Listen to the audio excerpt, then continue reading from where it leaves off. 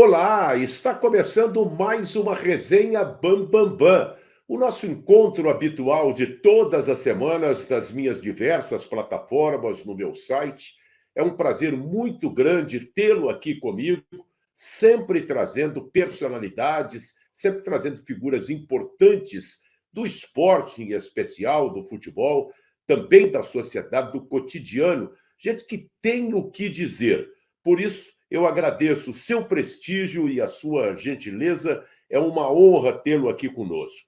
Quero começar dizendo que no YouTube, meu canal está à disposição de todos. Peço que você dê um like e que também se inscreva para que a gente possa crescer, engrossar a nossa comunidade. Esse mesmo endereço que você vê no vídeo está no Instagram e está também no Facebook.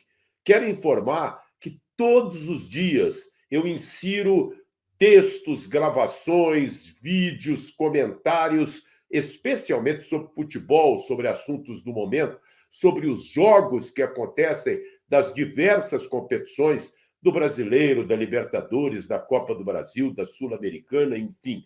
Eu estou sempre no YouTube, no Facebook e no Instagram, inserindo novidades. Então, não é nada estático, não é nada que fique envelhecido, sempre estamos renovando as nossas informações, as nossas mensagens para os nossos amigos. Eu também estou no X ou Twitter, com aqui outro endereço, é @MárcioBamBambam. Também te aguardo, te espero e, claro que, na medida do possível, respondo aos comentários. Às vezes, no Twitter, pintam comentários ácidos, comentários realmente ferrosos, mas, na medida do possível, a gente responde e atende a nossa galera. Eu sei que cada um tem um comportamento, tem um tipo, um jeito de ser, mas tenho muito carinho e sei que todo mundo tem carinho por mim também, pelo meu trabalho. Falta contar sobre aquela plataforma, que eu não posso dizer aqui o nome, senão vão me derrubar essa gravação. E basta dizer que aquela plataforma de vídeos curtos, ela também retransmite o nosso trabalho. Além do meu site, claro, que fica à sua disposição, está aí para você, www.marciobernardes.com.br. Olha, hoje temos um convidado especial, mas convidado não, uma convidada.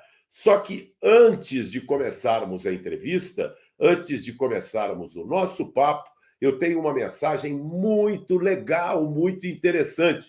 A maior cidade não capital do Brasil também tem as maiores conquistas. Guarulhos é a cidade mais segura do Brasil, com mais de 1 milhão de habitantes. É a cidade não capital que mais gera empregos no país. A prefeitura realiza uma das maiores obras de combate a enchentes, o programa Viva Baquirivu. O trevo de Bom Sucesso está pronto e o rodízio de água ficou no passado. Quem não se lembra, hein, guarulhense, dos problemas com as águas, problemas resolvidos pela prefeitura. E tudo isso sem aumentar o IPTU desde 2017. É a Prefeitura de Guarulhos, meus amigos, mandando bem sempre, é ou não é? Muito bem, então vamos começar a nossa gravação de hoje. Eu espero que você goste e curta demais o nosso papo.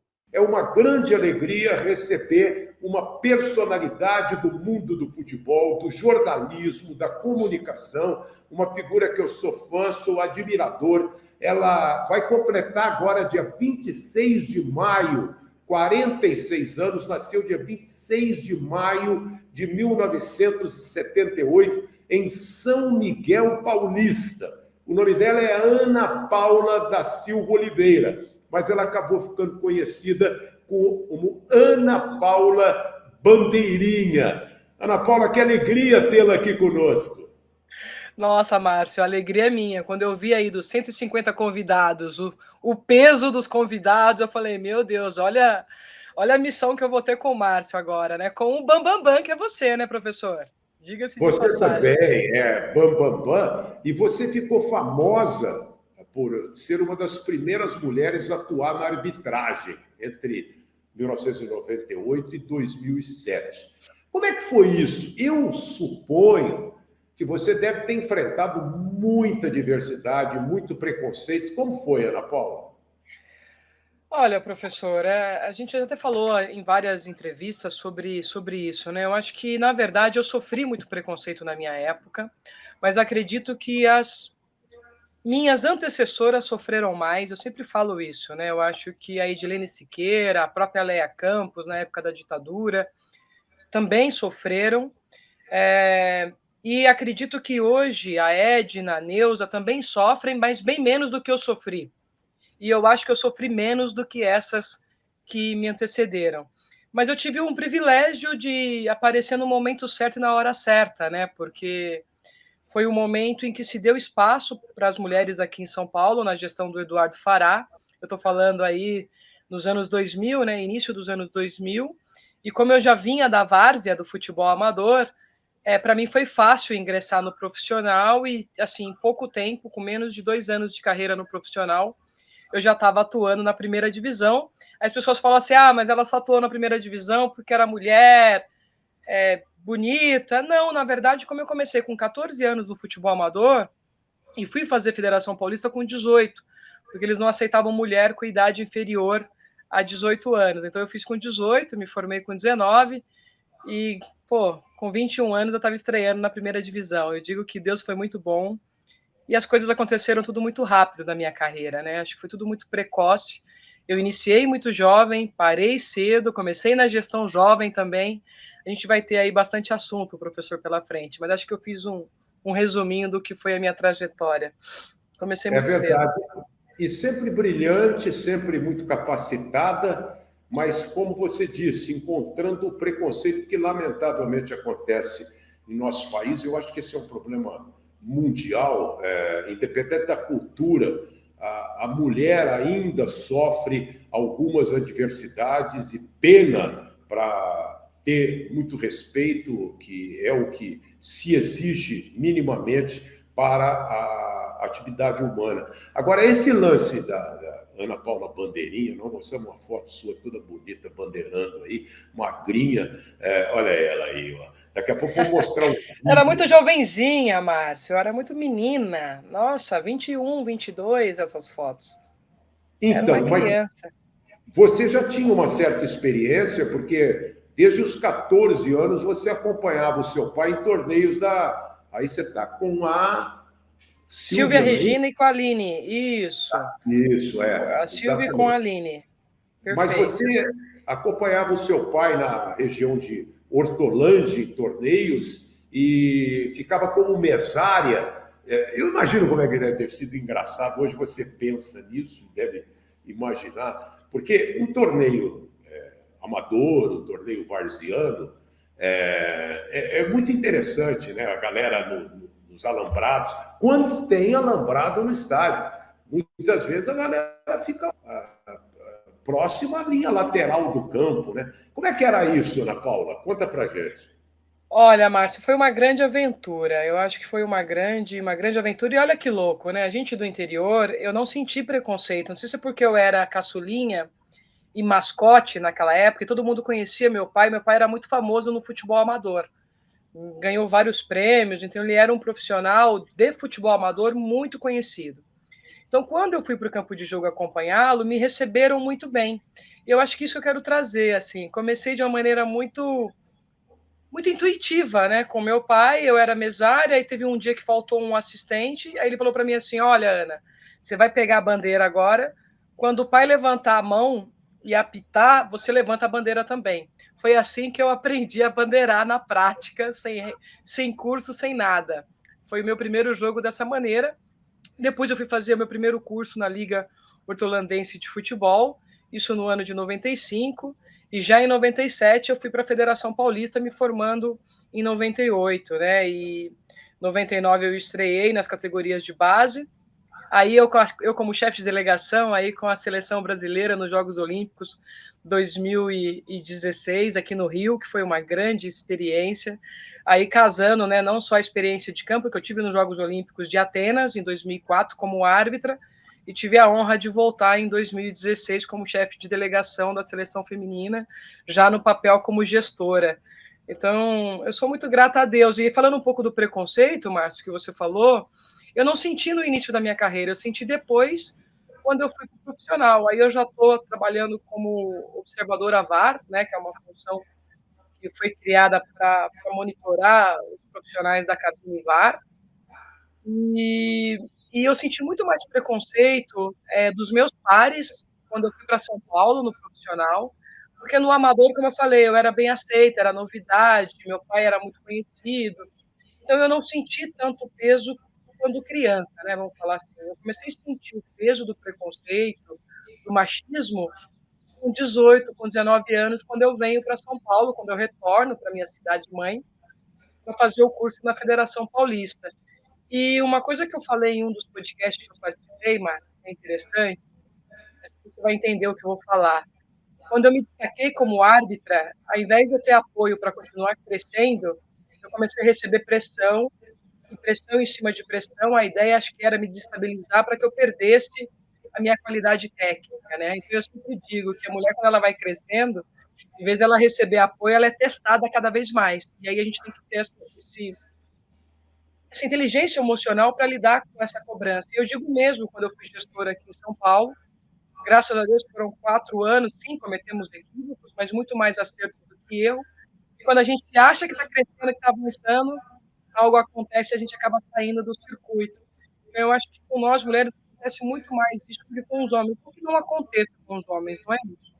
Mas eu acho que com a gente ainda acontece de uma maneira muito, muito comum e que não deveria ser. Eu acho que a gente tem apoio, ter a mesma atenção como o profissional masculino que está crescendo também, né? Assim, a gente aceita um homem que bate na mesa, mas a gente não aceita uma mulher que é firme, seja no campo de jogo, seja na gestão. Então, eu sofri um pouco com isso, mas acho que hoje a gente tem inteligência emocional e maturidade para entender que isso faz parte da nossa cultura, infelizmente. Hoje eu sou uma das portas-vozes, né, vamos falar assim, da luta de igualdade, não só para a mulher, né, mas para todos os segmentos, né, Marcos? Eu acho que todo profissional, independentemente da crença, do gênero, do sexo, da opção ou da orientação, ele tem que ser valorizado pela sua competência, né? E não pelo seu gênero. É o que eu acredito, é o que eu penso. Muito bem, eu queria até agradecer a Carol Souza e a Beatriz Ferreira, ao meu amigo Daniel Augusto Júnior, por algumas fotos que nós estamos publicando nessa resenha, fotos especialmente da Ana Paula, tem alguns vídeos que nós vamos mostrar. Quero falar da carreira dela como gestora, tanto na Federação Paulista de Futebol como na CBF, e do trabalho dela como jornalista, que ela é essencialmente. Você formou-se onde? Em Campinas, Ana Paula, como jornalista? Eu me formei na Universidade Roller, que era uma universidade vinculada ao Instituto Adventista, até porque metade da minha família é adventista, né, Márcio, do sétimo dia, e fiz a minha pós-graduação na PUC Campinas. Então, eu sou filha da PUC Campinas, inclusive agora, né, participei de uma semana de comunicação lá com o palestrante, e muito bom voltar para casa, estar falando com seus pares, numa universidade que eu respeito muito e tenho um carinho enorme, que é a PUC. Legal. Então, mas a gente está falando sobre esse lance da mulher na arbitragem e poderíamos abordar a mulher em tantas outras atividades que ainda há um certo preconceito, né? E a arbitragem, especialmente, hoje, mesmo com o advento do VAR, há uma disputa, uma contestação. As redes sociais, a gente vê isso claramente após praticamente todos os jogos. É um gol anulado, um gol confirmado, um impedimento. Está aí a Ana Paula checando. Aqui é um treinamento que a gente chama, que é treinamento para árbitros, é o instant feedback. O que é o instant feedback? O árbitro vai no campo de jogo, executa o exercício e imediatamente, de uma forma instantânea, ele consegue se ver e analisar o que ele acertou e o que ele errou e o que ele precisa melhorar na próxima passagem. Então, esse era um dos recursos que a gente utilizava no treinamento de árbitros em São Paulo e aí agradeço à Federação Paulista por ter atendido as minhas solicitações e ter dado o recurso que eu solicitei de tecnologia. Eu adoro tecnologia, Márcio, amo tecnologia, amo inovação, e tudo que a gente pode usar a favor da arbitragem é bem-vindo. Então aí não é o VAR, mas é uma tecnologia de treinamento para melhorar a excelência no árbitro no campo de jogo. O VAR já é uma outra estrutura que eu acho que vocês devem ter imagens aí também. Tá certo. Então, mas o que eu quero dizer é que justamente a mulher apitando um jogo, ela, apesar de sofrer o preconceito natural que sempre existe, ela também, nesse aspecto, se iguala aos homens nas reclamações, nos protestos, quando há um homem apitando e tem um lance duvidoso, a determinação do VAR é discutível, né? Você não acha isso também, Ana Paula, que hoje os homens, nesse aspecto, sofrem tanto quanto as mulheres? Eu acho que quando a gente fala do profissional árbitro de futebol, tanto homem como mulher são questionados e são indagados, né?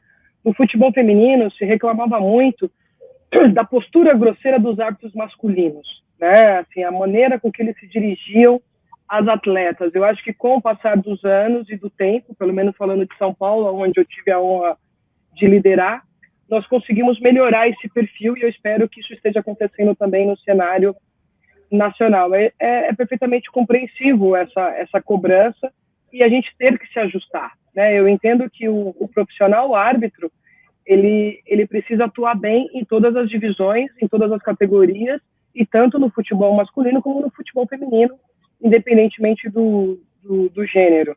Agora, quando a gente fala de cabine e VAR, por mais que muita reclamação, vimos o que aconteceu com a Daiane recentemente, né, quando ela teve aqui no Campeonato Paulista decisões difíceis, algumas acertadas, outras equivocadas, que se falou muito mais dela do que a equipe masculina. Então, nós mulheres ainda, quando erramos, ainda somos alvo de uma maneira excessiva, né, comparada aos homens. Não que homens e mulheres não sejam criticados, não é isso. Ambos são criticados, mas as duras críticas em relação à mulher ainda é um pouco maior comparado aos homens. Eu queria a Edna já sofreu muito com isso também.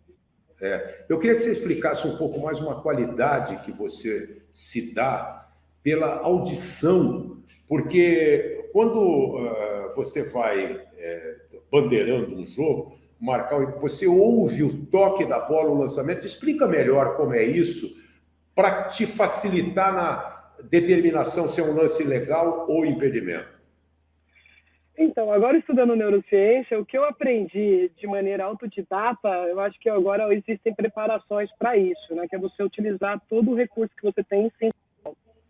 E no meu caso, eu utilizava, além da visão, né, do nível de foco e concentração absoluto no jogo, no balé, né, que eu tipicamente balé, a dança dos jogadores, é um grande balé de dribles, de perda e ganho de bola, a capacidade de não só trabalhar a visão periférica, mas de trabalhar a audição, porque eu ganhava em antecipação, quando eu já sabia que a jogada estava vindo, que provavelmente esse jogador iria fazer um passe longo, eu já não olhava mais para a bola, sim trabalhava o ouvido para ver o momento em que ele tocou, porque no momento do toque, né, se aquele jogador estava ou não em posição de impedimento para eu ali tomar a melhor decisão.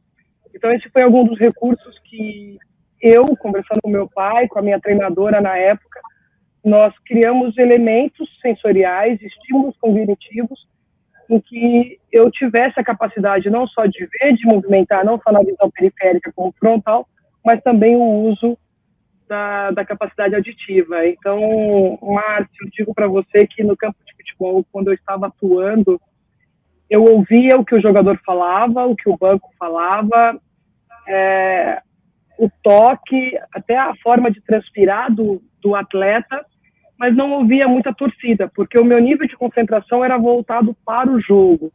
E uma das habilidades que eu consegui desenvolver foi a capacidade auditiva de entender o momento do toque na bola, o que me ajudou muito quando atuei como assistente.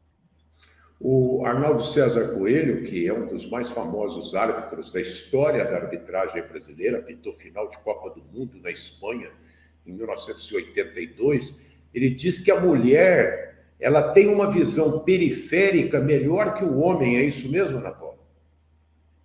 Isso é comprovado cientificamente. Eu acho que nós somos mais centradas, né? Eu acho que nós, mulheres, somos mais centradas, mais focadas no que nos propomos a fazer. Até porque a gente sabe o nível de dificuldade, o quanto e o como a gente tem que treinar para chegar nos grandes jogos. E a gente sabe também que um erro nosso, ele vai gerar uma repercussão maior. Então, eu acho que essa série de fatores faz com que a mulher, quando vai para o campo de jogo em um clássico, num grande jogo, num jogo de primeira divisão, que é onde a gente sonha chegar e se manter, ter esses cuidados um pouco maior, né? Eu digo que a gente tem que ter confiança, mas a mulher nunca pode ter o excesso de confiança. Isso a gente deixa para vocês. Para nós não dá, porque se a gente tiver um pouquinho de excesso de confiança, a probabilidade da gente fracassar é muito grande e de ser destruída, né, pela mídia também.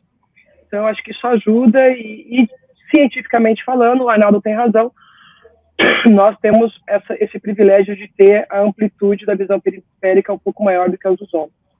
Então, agora eu queria que você contasse, como ser humano, aquele episódio com o então presidente do Botafogo, que foi presidente do Ibope, o Carlos Augusto Montenegro, que fez comentários pesados contra você depois de um jogo do Botafogo. Ele foi presidente do Botafogo, é botafoguense fanático.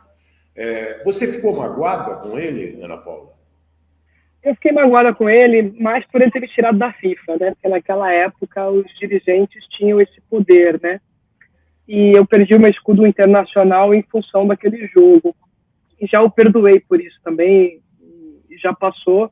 Ele foi machista, ele foi sexista, em nenhum momento ele falou do profissional, né, ou da profissional.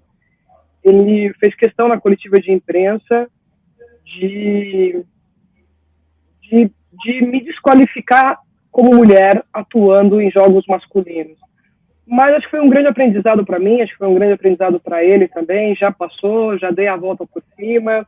E a vida é isso, né, Márcia? A gente é feito de altos e baixos, às vezes a gente comete os equívocos para estar embaixo, e às vezes não depende da gente, né? Foi um jogo extremamente difícil, eu cometi um equívoco, confesso para você que demorou para eu admitir que eu errei, mas foi um lance milimétrico, mas eu me equivoquei. No outro lance, eu acertei, mas nada justifica a atitude dele pós-jogo e de pedir, né, a minha cabeça para a confederação naquela ocasião, e aí a diferença de ser homem e mulher, né, porque eu já tive companheiros de arbitragem que erraram situações piores e mais horrendas do que aconteceu comigo e foram para mundiais. E eu não tive a chance de ir para um segundo jogo. Então, são coisas que acontecem e que bom que aconteceu comigo, porque eu espero que com essa nova geração de mulheres que estão surgindo, isso jamais venha a acontecer. Eu acho que não dá para aceitar mais esse tipo de conduta e a sociedade está mudando, graças a Deus.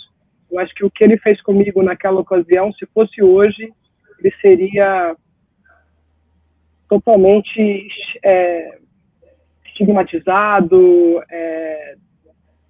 detonado, né, pela uma imprensa de forma geral, pela atitude preconceituosa, machista e sexista. Fico feliz. 15 anos, a gente evoluiu como sociedade.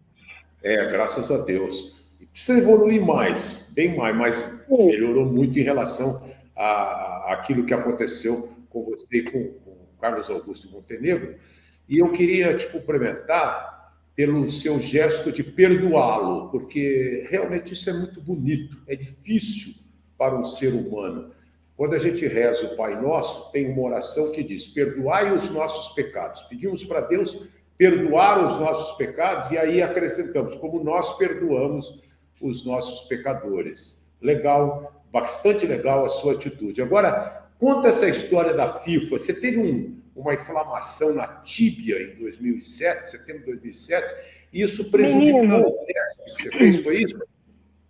Então, na verdade, eu não deveria nem ter corrido o teste, porque como eu tinha voltado do torneio olímpico, dentro do Código de Ética da FIFA, existe uma prerrogativa que os árbitros que serviram à FIFA, né, de forma internacional com excelência, e ele se lesiona no ano seguinte, ele tem a prerrogativa de não fazer a avaliação, porque a FIFA já o conhece, já sabe quem é, ele já está ali amparado, num caso de lesão. Que foi o que aconteceu comigo, porque vale lembrar também que depois do acontecido do jogo do Botafogo, logo na sequência eu fiz a revista, e eu estava habilitada, tinha feito todos os testes teóricos e físicos, e eu só teria que fazer um novo teste em outubro. Só que quando eu retorno em junho, né, em julho, na verdade, início de agosto, que eu peço o direito de retornar, não me permitem, falam que eu tenho que fazer um teste. E eu estava me programando, eu tinha falado com toda a minha equipe multidisciplinar para fazer o teste só em outubro. E aí eu fui obrigada como eu fiquei 30 dias parada, a fazer um treinamento intensivo, para fazer o teste, como tinha me solicitado no final do mês de agosto.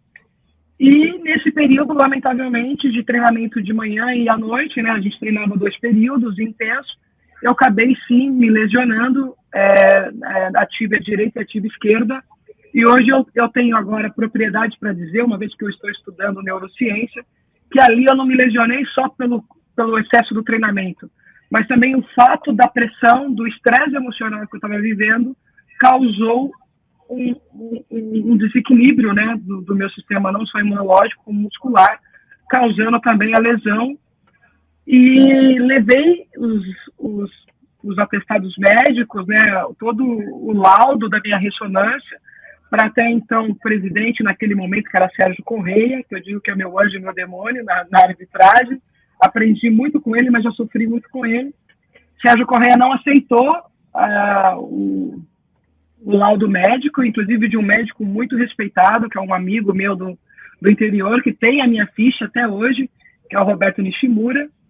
Ele não aceitou e eu fui obrigada a correr e cheguei a fazer 70% da prova, mas lamentavelmente a dor que eu estava sentindo era insuportável e eu não consegui concluir. E aí decidiram que, como eu não fiz a prova, eu tinha que perder o escudo da FIFA. Foi isso que aconteceu no ano de 2007, que para mim foi o momento mais triste da minha vida. Eu vou dizer para você, Márcio, que quando a gente vive do esporte desde pequeno, lógico que eu estudava, já fazia comunicação, já estava trabalhando na Central Nacional de Televisão, né, fazendo ponta. Comecei em 2008 lá e estava com um programa na CBN, que eu comecei também, mas eu nunca imaginei que eu fosse precisar usar a minha formação tão cedo, porque eu era muito jovem e eu tinha ainda uma carreira brilhante pela frente, né? E quando eu vi o meu chão desmoronar, né? Quando eu saí da FIFA, quando eu fui impedida de trabalhar, por essa queda no teste, por uma lesão que acontece, né? Eu dependia do meu corpo. Foi algo muito doloroso. Eu acho que eu chorei. Eu chorei agora recentemente 4 dias, mas naquela época eu chorei acho que uns 10 dias. Quase entrei em depressão, mas Deus é maior e eu estou conversando com vocês, com um sorriso no rosto. E o percalço valeu a pena, aprendi muito e dei a volta por cima, que acho que é o mais importante. Foi um momento muito difícil, muito doloroso da minha história, o ano de 2007. Muito bem, nós vamos falar um pouco sobre a Ana Paula, jornalista e gestora. Eu queria, para encerrar esse papo da atuação dela como bandeirinha e como árbitra, mostrar, tem umas cenas aqui de alguns vídeos, alguns jogos que ela atuou nos anos 2000, tem Botafogo e Figueirense, vitória do Botafogo, tem, vamos ver só um pedacinho. Esse jogo você estava apitando ou bandeirando? Estava bandeirando. Né? Esse é São Paulo e Corinthians, isso. Isso aí. Esse foi a grande final de 2003, né? Tá. Esse foi o jogo da minha vida. Foi o jogo que me lançou para o Brasil. Eu estava com o Salvo Espínola, com o Ednilson. Corinthians. Foi São Paulo e Corinthians, Morumbi, final de 2003. 22 de março de 2003, o segundo jogo, vitória do Corinthians 3-2 sobre o São Paulo. Vamos esperar esse gol do Corinthians aí, pronto, legal. Agora tem um outro jogo, Flamengo 2, Vasco 0, primeira final da Copa do Brasil de 2006, olha aí. Com o Gaciba. Esse foi um dos dias mais felizes da minha vida também, né? Fazer Flamengo e Vasco no Maracanã, torcida dos milhões, né? Vamos falar assim. Eu tive a honra de ser a primeira mulher a fazer uma final da Copa do Brasil. Depois a Nadine teve a honra de fazer em 2016, quando eu estava na gestão lá na CBF.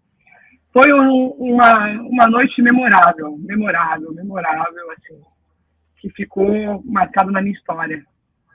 Legal. Agora, Ana Paula, vamos falar sobre a sua atuação como jornalista, né? Você teve uma experiência muito legal em Belo Horizonte, você teve uma experiência em São Paulo e começou como bandeirinha, como árbitra, depois foi para a imprensa, aí passou para gestora. Então, eu queria que você falasse sobre tudo isso, porque eu sei que você quer voltar a essa atividade jornalística, não é isso? Tô querendo, Márcio, mas mudou muito, né? Porque a gente está falando lá dos anos 2011, 2012, né? Quando eu comecei em 2008, na verdade, na Central Nacional de Televisão, então eu quero agradecer o pessoal que foi lá que me deu o primeiro espaço, comecei ali como comentarista, como repórter e apresentadora de um quadro de esportes, na época com o Leão Lobo. Foi uma experiência muito, muito bacana conviver com o Leão Lobo. Aí de lá eu fui para a Record, né, onde eu trabalhei no Record News também, comentando jogo, e da Record News eu recebi um convite para ir para Minas Gerais, trabalhar no SBT, na TV Alterosa, no programa Alterosa no Ataque, com o Jairci Carvalho, um jornalista muito conceituado lá em Minas.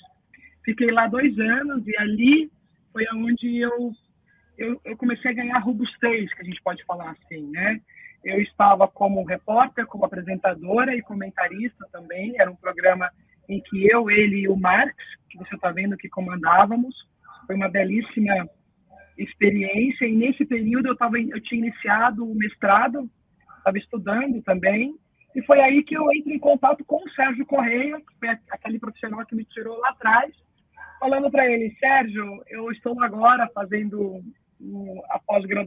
fazendo mestrado, e eu acho que eu posso contribuir, né, dentro da Escola Nacional de Arbitragem, porque em 2013 o Sérgio criou a Escola Nacional de Arbitragem. E eu falei para ele: eu acho que eu posso contribuir com conteúdo programático, enfim, posso te ajudar no desenvolvimento dos cursos, em função da minha experiência acadêmica. E foi aí que eu recebi um convite para fazer um curso.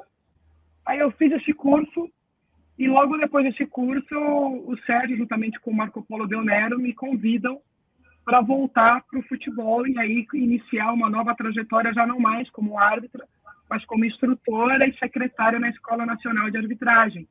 E foi no ano de 2014, Copa do Mundo aqui no Brasil. Eu estava contratada pela Fox, que é feito um contrato de 30 dias que poderia ser efetivado depois, mas aí eu fiz a Copa do Mundo pela Fox, mesmo atuando pela CBF, trabalhava na Rádio Estadão na época também. Quero dar um abraço para a galera da Rádio Estadão, fui muito feliz lá com eles. E aí, desde então, 2014, eu volto para o futebol, trabalhando como secretária. Depois eu me tornei coordenadora nacional de instrução, depois eu me tornei coordenadora da arbitragem feminina, coordenadora de análise de desempenho, chegando a ser a primeira mulher como membro da comissão nacional. E aí me tornei instrutora FIFA, instrutora Comembol. Aí eu deixo o cargo na CBF, e logo 3 meses depois que eu deixo o cargo na CBF, eu sou convidada pelo Reinaldo Carneiro Bastos para vir para São Paulo apresentar um projeto, e eu achei que eu fosse ser convidada para ser responsável pelo desenvolvimento da arbitragem. E aí, para minha surpresa, depois de ter entregado o projeto, ele fala para mim: não, eu quero que você comande a arbitragem de São Paulo. Então eu acho que o Reinaldo tem um papel muito importante na minha trajetória como árbitra e como gestora. Ele, juntamente com o Sérgio, quando eu digo que o Sérgio foi meu anjo e meu demônio, porque o Sérgio já me fez chorar muito e já me deu muitas alegrias. E recentemente ele me fez chorar muito também, agora que foi quando no processo da minha saída da Federação Paulista. Mas a gente já conversou, já se perdoou, e fazer o quê? Somos seres humanos e cada pessoa tem direito de pensar e conduzir a sua vida à sua maneira. E cabe a gente ter maturidade para lidar com as diferenças, né, Márcio?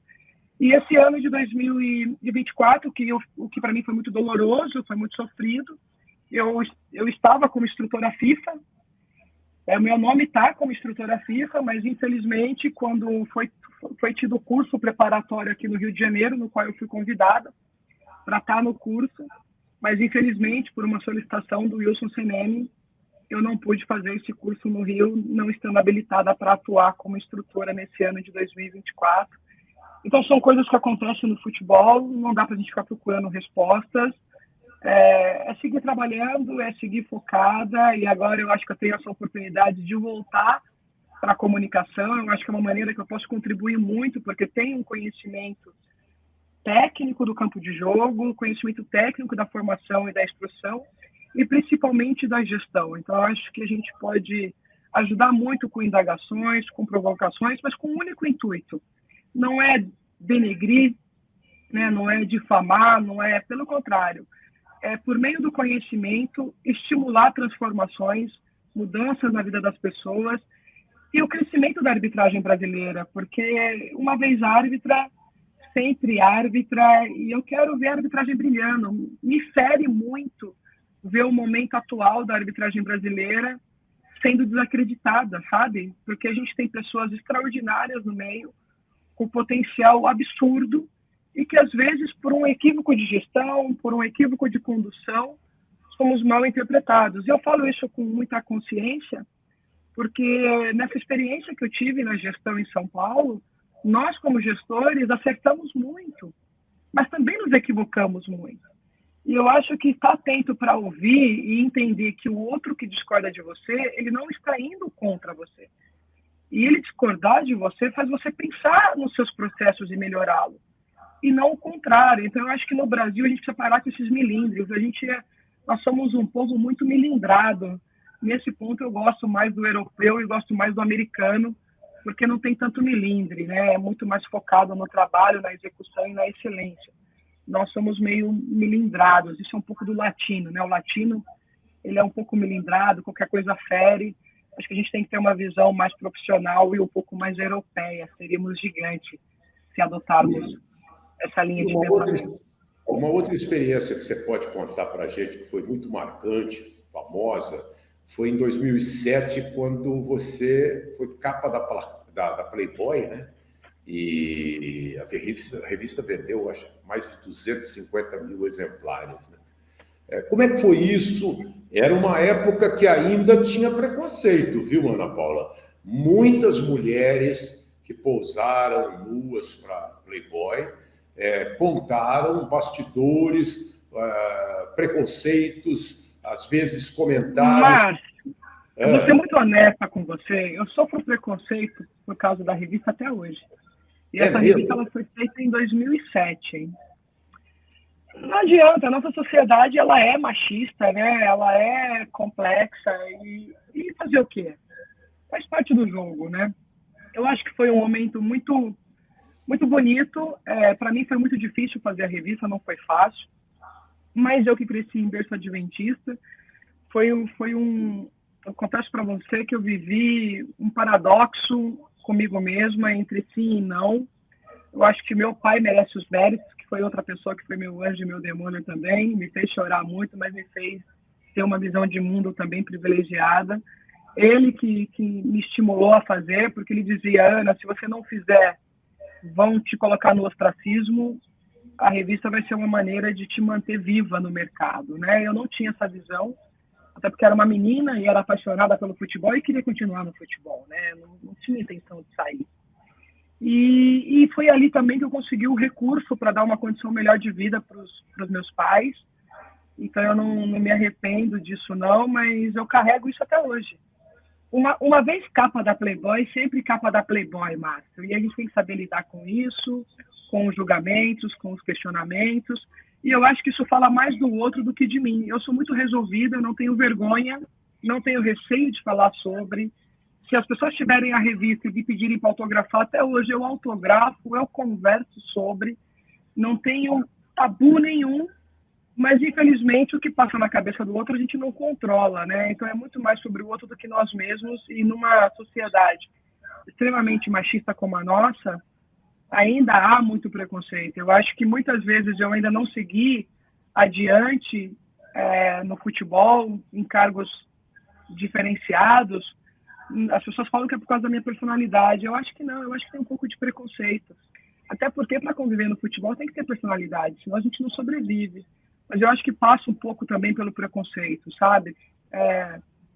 E eu compreendo fazer o quê? Faz parte do jogo, eu não me arrependo de ter feito e tenho que saber lidar com isso da melhor maneira possível. E as pessoas precisam entender que uma mulher ela pode ser bonita, mas também pode ser profissional, capacitada, inteligente e atuar em outras frentes. Qual o problema? Olha a Hortência, eu sou fã da Hortência. Olha a Cristiane Torlone, olha a Maite Proença. Posso te dar uma lista de nomes de mulheres que pousaram nua na Playboy, que fizeram capas extraordinárias que eu admiro muito e que são grandes profissionais em suas áreas e exemplos e referência.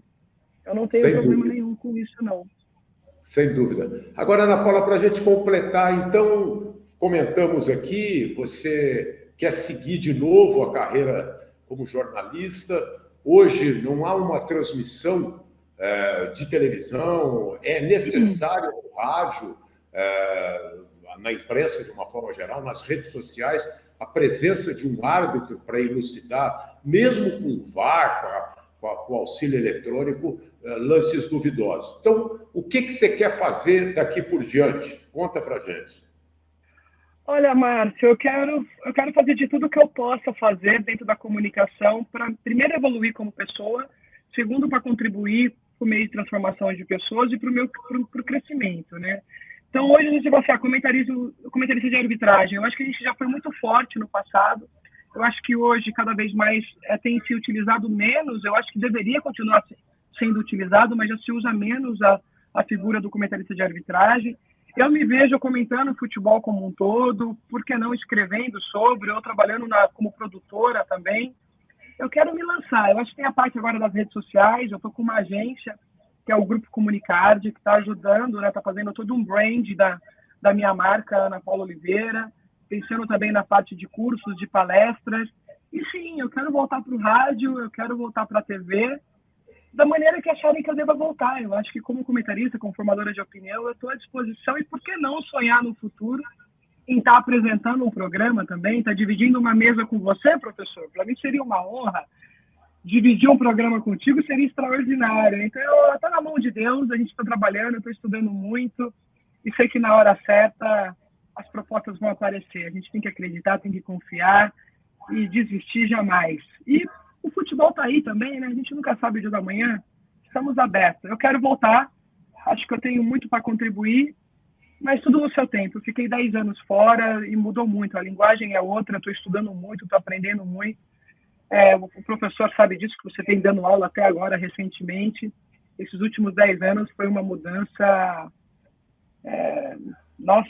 enorme para o campo da comunicação. E eu estava investindo e me desenvolvendo como gestora, né? Então, eu espero pegar todo esse conhecimento que eu tive na gestão e trazer agora para a comunicação, pautado no que eu já estudei e no que eu estou aprendendo agora, e estou no mercado. Estou à disposição, professor. Muito bem. Então, Ana Paula, eu quero te agradecer muito pelo seu tempo, pela sua simpatia, gentileza. Sabe que você me deu uma ideia, né? Temos aí planos que estão sendo elucubrados e, de repente, vamos pensar um pouco mais e você cabe muito, sim, com toda certeza, em projetos ligados ao esporte, à vida, ao cotidiano. Quero te desejar felicidades, muita saúde, que Deus te abençoe e obrigado pela gentileza de estar conosco aqui na resenha Bambambam, tá legal? Ai, professor, eu que agradeço muito, obrigada pelo convite, pelo bate-papo, você sabe a admiração que eu tenho por você, ter recebido o convite de fazer parte do Bambambam, não é para qualquer um não, hein, professor? Então, muito, muito obrigada, que Deus continue te iluminando, te dando essa capacidade maravilhosa, porque, olha, jornalistas esportivos como você são poucos hoje, né? Posso citar você, Milton Neves, o Nilson César, entre outros, mas é uma geração que a gente tem que respeitar e ovacionar com muito carinho. Então, muito, muito obrigada pelo convite e pelo nosso bate-papo. Olha aí, Ana Paula da Silva Oliveira, ex-árbitra, que vai comemorar agora dia 26 de maio, 46 anos de vida, paulistana de São Miguel Paulista, que vive na região de Hortolândia, foi bandeirinha, conhecida como Ana Paula Bandeirinha, nossa personalidade desta resenha Bambambam. Eu quero mais uma vez te convidar, vá lá no YouTube, se você está no YouTube, se inscreva, conecte-se conosco, nós queremos a sua companhia, se inscreva no canal, dê um like, a mesma coisa no Instagram, me siga no Instagram, todo dia eu estou postando lá vídeos, fotos, comentários e outras coisas interessantes sobre futebol, no Facebook, onde a repercussão do nosso trabalho é excepcional, também naquela rede que eu não posso dizer o nome, mas é conhecida como a rede dos vídeos curtos. Está aí o endereço, @Márcio Bernardes Oficial. Eu também estou no Twitter, o atual X, com @Márcio Bambambam. Estou no meu site, estou à sua disposição, mande mensagens, conecte-se comigo, é muito legal essa interação com os nossos espectadores e os nossos amigos. Um abraço para todo mundo, obrigado pela audiência e até a semana que vem. Valeu, gente! Tchau!